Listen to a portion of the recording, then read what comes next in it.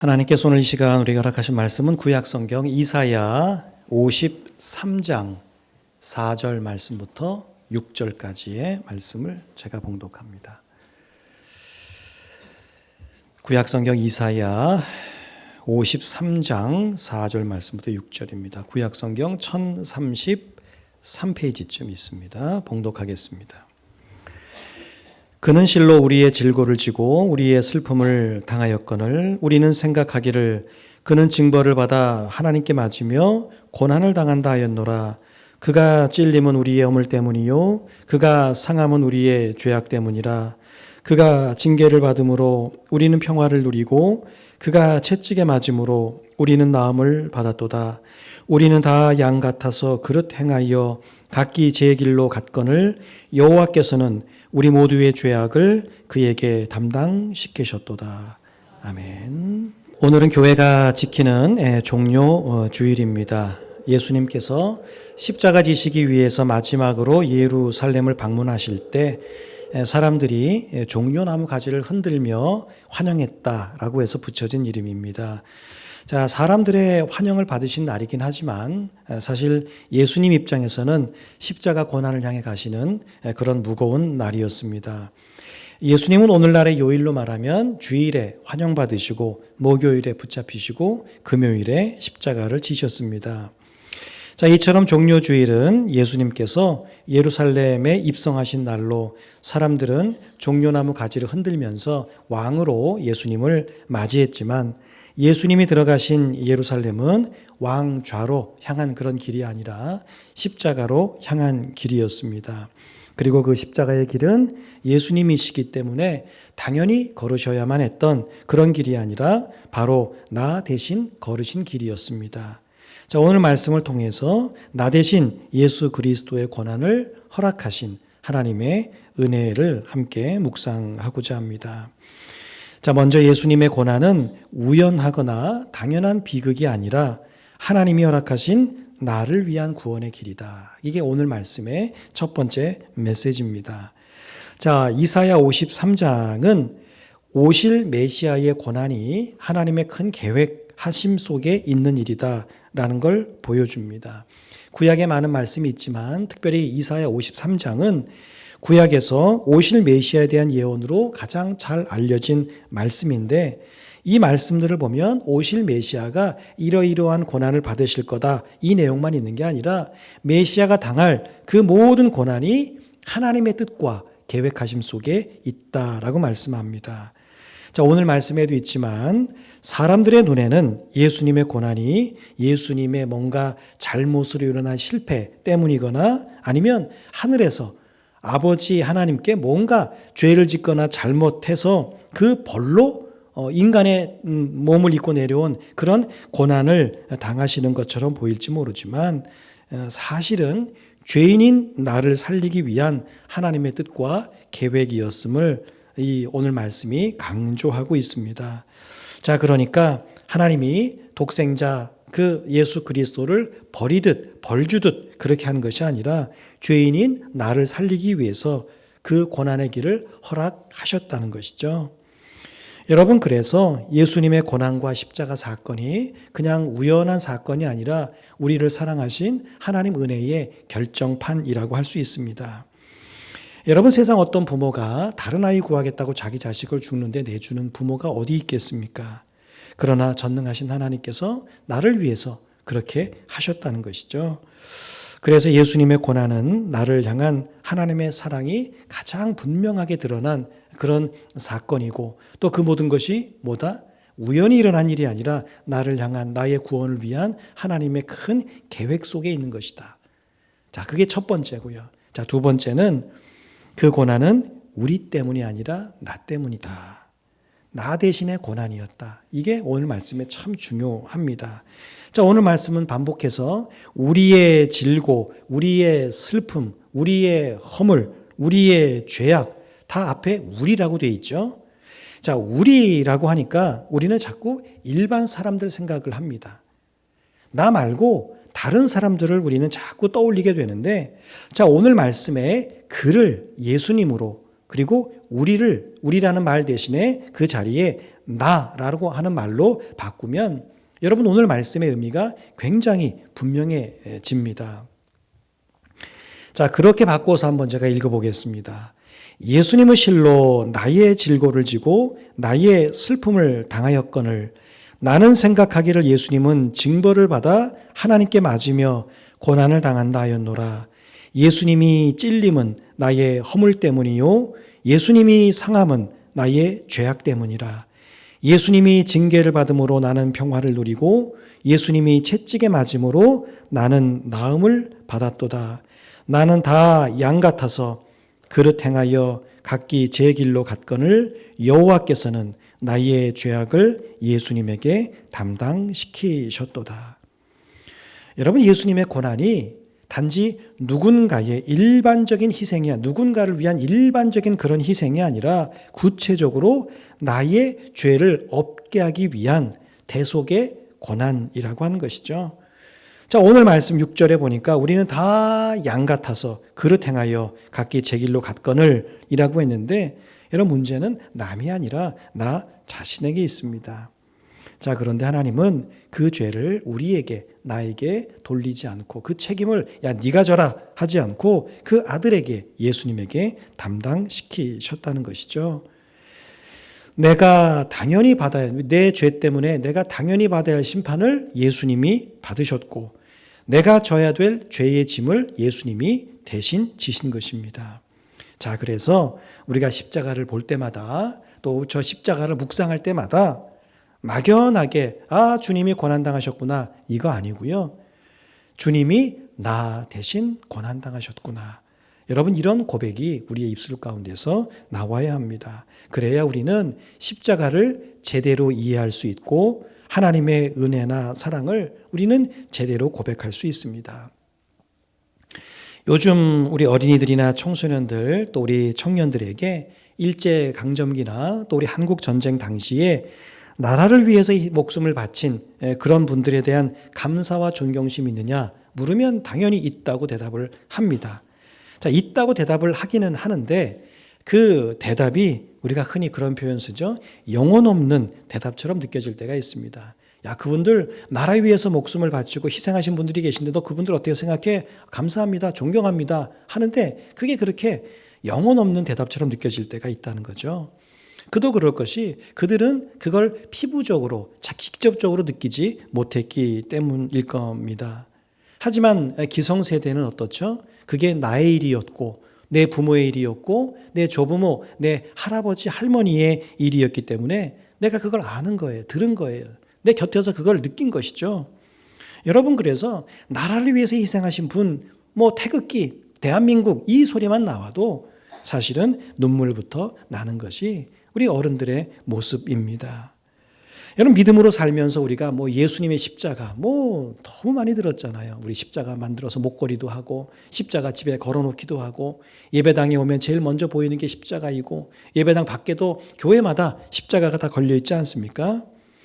여러분, 그러다 보니 예수님께서 우리 위하여 고난당하시고 십자가 지셨다라고 할 때 우리는 당연히 감사와 찬양과 영광을 올려드리지만 그 감사와 찬양과 영광 가운데 우리의 진심이 담겨 있지 않을 때가 참 많다는 거죠. 왜 그럴까요, 여러분? 그게 나하고 별로 상관없다고 느끼기 때문입니다. 그게 피부적으로, 체험적으로 내게 다가오지 않기 때문에 그러합니다. 여러분, 그래서 우리가 예수님의 고난 혹은 십자가를 이야기할 때마다 사실은 우리라는 말도 틀린 말은 아닙니다. 그러나 우리라는 말 대신에 항상 그 자리에 나 이거를 넣을 때 여러분, 우리는 더 분명한 이 예수님의 고난과 십자가를 이해할 수 있게 됩니다. 그래야 이 고난과 십자가의 의미가 굉장히 분명해집니다. 우리 그러면 뭔가 좀 옅어져요. 그래도 내가 저 사람보다는 낫지. 같은 죄를 지어도 내가 저 사람보다는 좀 죄를 덜 지었지. 그래도 나는 착하게 사는데 이런 생각 때문에 우리 때문이라고 하면 우리는 자꾸 나는 조금 배제시키는 그런 경향이 있습니다. 여러분, 정말 그런 하나님의 은혜, 나의 죄를 대신해서 예수 그리스도를 고난당하게 하시고 십자가를 지게 하시고 내가 죽어야 될 자리에 예수님을 죽게 하신 그런 하나님에 대한 은혜와 은혜에 대해서 감사와 감격과 정말 그것을 기쁘고 영광스럽게 생각하는 사람이 하나님을 예배하고 찬양하고 그리스도인의 삶을 살아가는 것과 그냥 그런 것 없이 예수님 우리 위해서 고난당하셨지, 그래서 그냥 예배하고 찬양하고 믿음으로 살아가는 사람의 모습이 여러분 어떻게 같을 수가 있겠습니까? 자, 그래서 마지막 세 번째가 여러분 이 사랑과 은혜를 경험한 사람만이 하나님 앞에서 회개와 감사와 순종으로 응답하는 삶을 살 수 있는 겁니다. 여러분 사람인 우리가 회개하란다고 회개를 할까요? 야, 회개해. 그럴 때 여러분 회개합니까? 우리가 수요일에 말씀을 나누고 있지만 세례 요한이 헤롯 왕에게 야, 너 그러면 돼? 네가 어떻게 네 동생의 아내와 그렇게 너도 이혼하고 그 이혼하고 해가지고 어떻게 그 아내와 결혼할 수 있어? 죄를 딱 지적을 했을 때 헤롯이 맞아, 내가 죄를 졌구나 즉시 회개하던가요? 아니죠. 이놈 하고 요한을 옥에 가둡니다. 여러분 사람인 우리가 회개하란다고 회개 잘 안 합니다. 사실 제가 어린 시절 같은 경우는 회개하라고 하면 좀 회개를 했던 것 같아요. 중고등부 이렇게 수련회 가면 앞에서 우리 전도사님이나 선생님들이 회개하라고 하죠. 매일 저녁 때마다 집회를 하면 선생님들이 막 찬양하다가 막 회개하라고 해요. 그러면 있는 죄 없는 데 다 끄집어내서 하나님 용서해 주세요 이렇게 다 기도를 했던 기억이 납니다. 그건 내가 회개하고 싶어서 회개한 건 아닙니다. 하도 앞에서 회개하라고 하니까 분위기가 회개 안 하면 안 될 것 같으니까 불 다 끄고 막 이렇게 회개하라고 하니까 나도 덩달아서 거기에서 이렇게 회개를 했던 것이죠. 3박 4일 수련하는 동안에 매일 밤마다 그렇게 회개를 하다 보니까 마지막 날에는 진짜 회개할 거리가 없는 거예요. 이미 첫째 날, 둘째 날 다 했어. 왜냐하면 그때는 집회를 30분, 1시간씩 안 했잖아요. 막 2시간, 3시간씩 하고 기도를 막 1시간씩, 회개 기도를 1시간씩 하니까 있는 거 없는 거 다 끄집어내서 첫째 날, 둘째 날 다 회개를 했어. 근데 마지막 날이 또 하이라이트잖아요. 그때 마지막 회개를 해야 되는데 이미 이틀 동안 다 해가지고 계속 회개할 게 없는 거예요. 자, 그런데 이제 옆에 보면 막 전도사님, 선생님들은 막 울면서 속으로 그러는 거야. 저분들은 얼마나 죄를 많이 졌길래 3일 내내 저렇게 나는 이틀만 회개했는데도 이제 할 게 없는데 어떻게 저분들은 3일째 됐는데도 저렇게 회개할 게 많은가, 그러면서 좀 그런 생각을 했던 적이 있습니다. 그때는 그런 게 이해가 되지 않았죠. 저분들은 왜 뭔 죄가 많아 저렇게 그럴까 그랬지만 사실 지금 생각해 보면 그분들이 죄 때문에 회개한 것도 있겠지만 하나님의 은혜를 생각하니까 자기의 죄가 떠오르게 되고 자기의 죄가 떠오르니까 하나님 앞에 그렇게 회개할 수밖에 없었구나, 그런 것들이 좀 이해가 됩니다. 요즘은 그마저도 하지 않는 게 우리 모습이죠. 회개합시다 그런다고 여러분 얼마나 우리가 회개할까요? 우리가 회개에 대한 수많은 성경 구절을 여러분 다 성경 읽으시니까 성경 읽다 보면 수많은 죄에 대한 지적들, 그걸 읽으면서 내가 그걸 범한 죄들 우리는 다 깨닫잖아요. 또 설교 때 얼마나 많은 목사님들이 회개해야 된다는 설교를 얼마나 많이 하십니까? 그런데 눈 하나 껌뻑하지 않고 그 말씀을 읽고 듣는 그런 것이 우리의 모습은 아닙니까? 회개는커녕 우리가 너무 당당하게 믿음 생활하고 있지는 않습니까? 여러분 정말 하나님 앞에서 진짜 회개한 적이 언제셨습니까? 가까울수록 좋아요. 오늘 아침이었으면 제일 좋고 어제였으면 좋아요. 혹시 기억이 나지 않습니다. 저는 내가 젊었을 때 한 10년 됐나? 그때 정말 눈물로 하나님 앞에 회개했던 기억이 있습니다. 여러분 그렇다고 하면 우리가 정말 회개를 다시 한번 회복할 필요가 있습니다. 근데 왜 그럴까요, 여러분? 우리 회개해야 되는 거 다 알잖아요. 우리가 전혀 죄 없이 살아가는 사람입니까? 여러분 어제 하루 종일 사시면서 단 1도 하나도 죄 짓지 않고 사셨습니까? 그렇지 않았다고요. 그럼에도 불구하고 우리는 회개를 잘 하지 않는 이유는 뭘까? 여러분 그건 내가 내 안에 있는 죄를 죄로 깨닫고 인식하지 못하기 때문입니다. 이게 훔치는 게 죄인 줄 모르는 사람이 여러분 죄송합니다 말하겠습니까? 여러분 그러지 않습니다. 이걸 내가 훔치면 안 되는구나. 훔치는 건 죄구나. 이걸 알아야 이걸 훔치지 않을 뿐더러 훔쳤을 때에 걸렸을 때에 제가 잘못했습니다. 라고 말하는 것이죠. 여러분 우리가 왜 회개하지 못할까? 다른 이유가 아니라 내 안에 있는 죄를 죄로 깨닫지 못하기 때문입니다. 내 죄가 얼마나 크고 무거운지, 내 죄가 얼마나 정말 죽음에 합당한 것인지 절절히 느끼지 못하기 때문입니다. 죄의 무게를 달자면 내 죄의 무게는 너무 무거워서 죽음으로도 그 무게를 덜 수 없다. 이걸 우리가 모르기 때문에 죄 그러면 그냥 하나님 잘못했습니다. 용서해 주시죠. 뭐 이렇게 우리가 그저 편리하게 우리의 입술로 간단하게 하나님 앞에 회개하는 것으로 그치는 것은 아닐까. 나의 죄 때문에 죄인인 나 때문에 예수님이 대신 고난당하시고 죽으셨음을 이해하지 못하기 때문에 우리는 회개 잘 하지 못하는 것입니다. 여러분 왜 그렇습니까? 그걸 깨닫고 그걸 생각하고 그걸 느끼고 그걸 알고 그걸 이해하면 나의 모습이 그럴 수 없기 때문입니다. 내 죄만 생각하면 여러분 눈물이 흐르고 내 죄를 위해서 고난과 죽음을 자청하신 예수님 생각하면 그 감사와 은혜 때문에 눈물이 앞을 가릴 수밖에 없기 때문입니다. 여러분 이처럼 대속의 은혜를 아는 사람은 십자가를 가볍게 여기지 않습니다.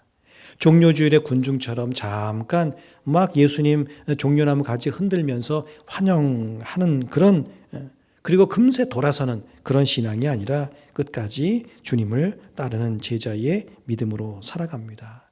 예수님의 고난이 그분이 당할 고난이 아니라 나 대신의 고난이었다라고 하면 여러분 이제 우리는 내 마음대로 사는 삶이 아니라 우리가 주님께 드리는 삶을 살아갈 수밖에 없는 것이죠. 여러분 그리스도인으로 살아간다는 게 뭘까? 그리스도가 누구세요? 나 대신 고난당하시고 죽으신 그분의 인생을 내가 대신 살아가는 거예요. 그분의 삶을 대신 살아가는 것이죠. 우리가 세상 가운데서도 장기 기증을 받을 때 하는 분들 우리 그런 좋은 아름다운 이야기들을 많이 뉴스에서 보지 않습니까? 그때 그 장기를 기증받은 분들이 뭐라고 이야기하죠? 대다수의 분들이 나에게 장기를 준 분, 그게 누군지는 모르지만 우리나라가 법적으로 못 알려주게 돼 있죠. 누군지는 모르지만 그분이 못다 산 참 인생을 내가 대신 정말 복되게 아름답게 살아가겠습니다. 그렇게 하지 않습니까? 왜? 내가 누군가로부터 생명과 같은 장기를 이식받았기 때문에 그 사람이 못 살다 간 그 복되고 아름다운 그 삶을 내가 대신 이어받아서 살겠다고. 여러분 장기 기증 하나 우리가 받았을 때도 그와 같은 결단과 모습으로 남은 인생을 내가 허투루 살지 않고 그분의 인생 그 목만큼 2배로 살겠다고 결단하는 게 우리들의 모습이라고 하는 거죠. 우리가 영육간에 죽을 수밖에 없었는데 예수 그리스도께서 나 때문에 나 대신 고난당해 죽으셨다. 그걸 우리가 알면 정말 우리는 그에 합당한 삶을 살아간다는 것이죠. 여러분 은혜를 아는 사람은 결코 죄를 가볍게 여기지 않고 십자가를 잊지 않고 감사와 순종으로 살아갑니다. 우리는 너무나도 자주 죄를 짓고는 또 너무나도 자주 하나님께 용서를 구하기를 반복합니다. 너무나도 자주 죄를 짓고 너무나도 자주 하나님 죄 지었으니까 용서해. 이걸 너무 자주 반복한다는 거예요. 사람이니까 그럴 수 있다고 여깁니다. 믿음으로 살아도 우리는 다 사람이기 때문에 저 어떻게 죄 안 짓고 살 수 있어? 라고 이야기하면서 죄를 늘 반복할 수 있는 것처럼 여깁니다. 여러분 그러나 대속의 은혜를 아는 사람은 결코 죄를 가볍게 여길 수가 없고 죄를 사실은 반복할 수가 없습니다. 내가 죄를 반복한다고 하는 것은 내가 예수 그리스도의 십자가를 얼마나 쉽게 생각하는가 이것을 드러내는 반증이라고 할 수 있습니다. 죄의 반복은 내 의지와 결단이 약해서가 아닙니다. 사실은 우리는 다 그게 내가 좀 이거 안 해야 되는데 이 죄를 지었구나. 내 의지가 약해서 그래. 내 결단이 약해서 그래. 우리 자꾸 그렇게 생각하는데 그게 아니라 예수 그리스도의 십자가의 은혜를 제대로 깨닫지 못했기 때문입니다. 진심으로 깨닫지 못했기 때문에 예수님이 나의 죄 때문에 죽으셨는데 내가 그 죄를 또 져? 그럴 순 없지. 여러분 그렇게 되는 것이죠. 뭐 그럴 수는 없겠지만 표현으로만 보면 내가 죄를 지을 때마다 예수님 뭐 하시는 거예요? 또 십자가를 지시는 거예요. 뭐 그럴 수는 없지만 표현으로 보면 그렇다는 거예요. 이미 2000년 전에 나 때문에 십자가를 한번 지셨는데 내가 죄를 지을 때마다 예수님이 그때마다 또 십자가를 지시고 또 고난당하시고 또 십자가를 지신다고 생각을 해보세요. 여러분 과연 우리가 죄를 지을 수 있겠는가? 여러분 그러므로 자꾸 내 의지나 결단을 탓하지 말고 나의 죄를 깨닫는 일, 내가 죄인이구나 이거를 깨닫는 일, 그리고 무엇보다도 나를 위해 대신 고난당하신 예수 그리스도의 은혜를 다시금 기억하고 은혜에 대한 감사와 감격 이런 것들을 회복하는 여러분 되시기를 바랍니다. 그런 것들을 반복하면 자꾸 내 죄를 기억해내는 거예요. 아 이렇구나, 내가 죄인이로구나, 이런 죄 때문에 예수님이 이렇게 이걸 자꾸 우리가 기억해내면 반복되던 죄가 뭐예요? 중단이 되고 내 삶이 새로워진다는 것이죠. 여러분 회개나 감사나 순종 이런 것들이 의무가 아니라, 그죠? 교회 많이 강조하잖아요. 회개해야 됩니다. 감사해야 됩니다. 순종해야 됩니다. 근데 이게 의무가 아니라 자원하는 마음에서 하려면 여러분 나를 대신하여 예수 그리스도께서 고난당하게 하신 그런 하나님의 은혜를 머리로 기억하고 우리가 가슴 깊은 곳에서 이해하고 공감해야 합니다. 여러분 예수님의 고난이 십자가가 그래서 어떻게 됐다는 건가요? 여러분 예수님 십자가 달려 죽으셨구나 끝. 여러분 그러면 우리와 무슨 상관이 있습니까? 여러분 그런 것들은 내 삶을 바꾸는 사건이 되어야 합니다. 이전에는 죄를 밥 먹듯이 했다면, 죄를 반복해서 지었다면, 내가 죄인이면서도 죄인인 줄 모르면서 그냥 맨날 하나님 용서해 주세요 그러면 끝나는 줄 알았다면 우리가 저 십자가를 바라보면서 내가 진짜 죄인이로구나, 내 죄가 정말 크구나, 이 죄 때문에 하나님이 예수님을 죽이셨구나, 그게 하나님의 은혜구나.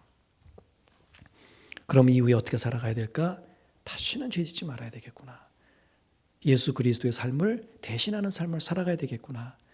하나님이 내게 말씀하신 순종의 삶을 살아가야 되겠구나. 정말 그 은혜에 감사해야 되겠구나.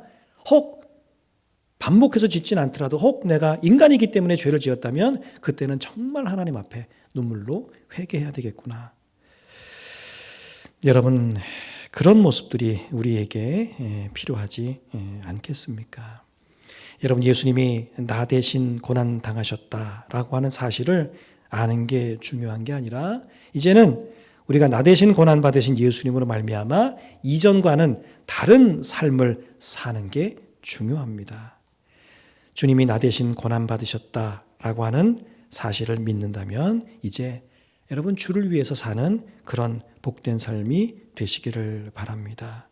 하나님은 나를 살리기 위해서 예수님의 고난을 허락하셨고 그 고난은 바로 나를 위한 고난이었기 때문에 우리는 이제 자원하는 마음으로 회개하고 감사하고 순종하는 것으로 응답하고 새로운 삶을 살아가는 것이죠. 우리가 어떤 약을 먹기 전과 후에 그런 것들이 증상이 다르죠. 십자가가 있다면 십자가를 지나기 전과 십자가를 지난 후에 우리의 모습은 달라야 합니다. 여러분 그것이 고난주간을 앞둔 종료주일에 우리가 살아내야 할 삶인 줄로 믿습니다. 이번 고난주간에는 그저 멀리서 십자가를 바라보는 그런 삶이 아니라, 그런 사람이 아니라 주님의 고난은 바로 누구 때문이 아니라 나 때문에, 나로 인한 그런 고난이었습니다. 고백하며 가슴으로 십자가를 붙드시기를 바랍니다. 종려나무 가지를 흔드는 것으로 뭔가 좋은 일이 있을 것 같을 때만, 내게 유익이 된 것 같을 때만 예수님을 환영하고 감사하고 기뻐하는 것이 아니라 이제는 십자가의 은혜를 붙들고 주님을 끝까지 따라가는 삶을 살아가십시다. 2000년 전에 있었던 일이지 그렇지 않습니다. 예수님이 고난당하셨다 이게 아니고 꼭 하나를 더 붙여주세요. 예수님이 나 대신 고난당하셨다. 항상 여러분이 저 십자가를 볼 때마다 예수님 참 고난당하셨구나 이렇게 생각하지 말고 입술로 여러분 선포하시고 고백하세요. 저 십자가는 예수님이 나 대신 고난당하신 십자가로구나. 예배당에 들어오시잖아요. 들어오시자마자 뭐 주보 보고 뭐 이게 하지 마시고 예배당에 딱 들어오시면서 십자가를 딱 바라보시라고요. 그리고 입으로 이야기하세요. 저 십자가가 나 대신 예수님이 지신 고난당하신 죽으신 십자가로구나. 여러분 고백하시고 여러분 자리에 앉아서 회개할 게 있다면 정말 진심으로 회개하고 감사할 게 있다면 진심으로 감사하고 이후에 또 우리가 순종하는 삶을 살아갑시다. 그 고백이 진심이면 진심일수록 우리의 예배가 달라지고 우리의 기도가 달라지고 우리의 믿음이 달라지고 우리의 삶이 달라지는 줄로 믿습니다. 종료주일의 군중처럼 잠깐 환호하고 돌아서는 신앙이 아니라 나 대신 고난받으신 주님을 위해 살아가는 삶, 여러분 이것이 오늘 이 말씀 앞에 우리 모두에게 주신 하나님의 부르심인 줄로 믿습니다. 이번 한 주간, 특별히 고난주간이라고 우리가 부르는 이번 한 주간 이 부르심 가운데에서 예수 그리스도를 묵상하고 하나님의 은혜를 기억하며 살아가는 여러분 되시기를 주의 이름으로 축복합니다.